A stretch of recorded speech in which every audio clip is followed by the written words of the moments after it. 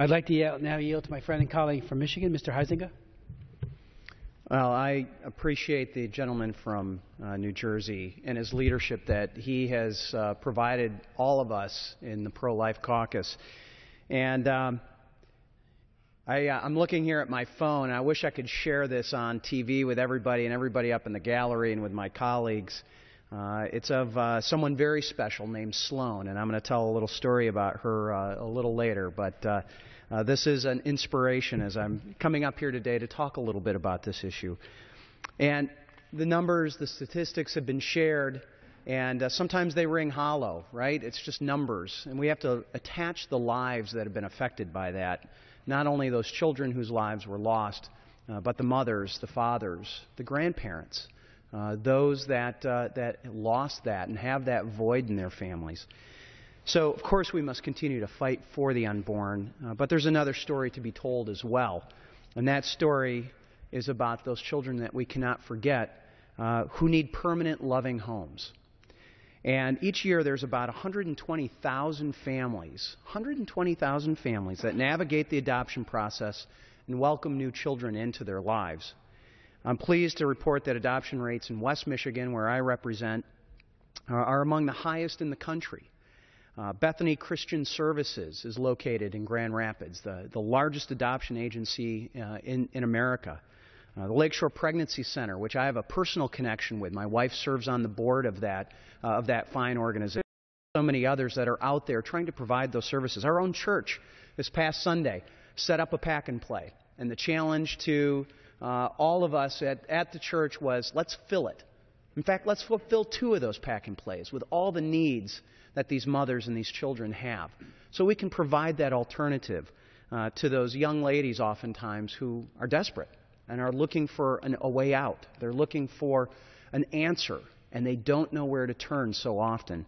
And to have crisis pregnancy centers there to offer alternatives to death and to destruction is something that we need to take very seriously, and I take seriously as a believer.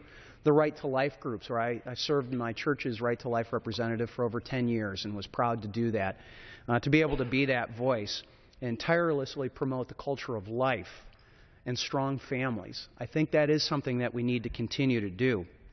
I'm struck by families in my own church, the Holwerdas and the Meyerds, who have done not just one international adoption, but multiple international adoptions. Friends from school, my roommate in college and best friend from high school, who was adopted through Bethany Christian Services very early on. I think we cannot forget those faces and those lives that have become so productive and have changed our culture. I was especially touched this year, and this is where Sloan comes in. I was especially touched this year as I watched the life of a member of my own staff change when she and her husband adopted a little baby girl.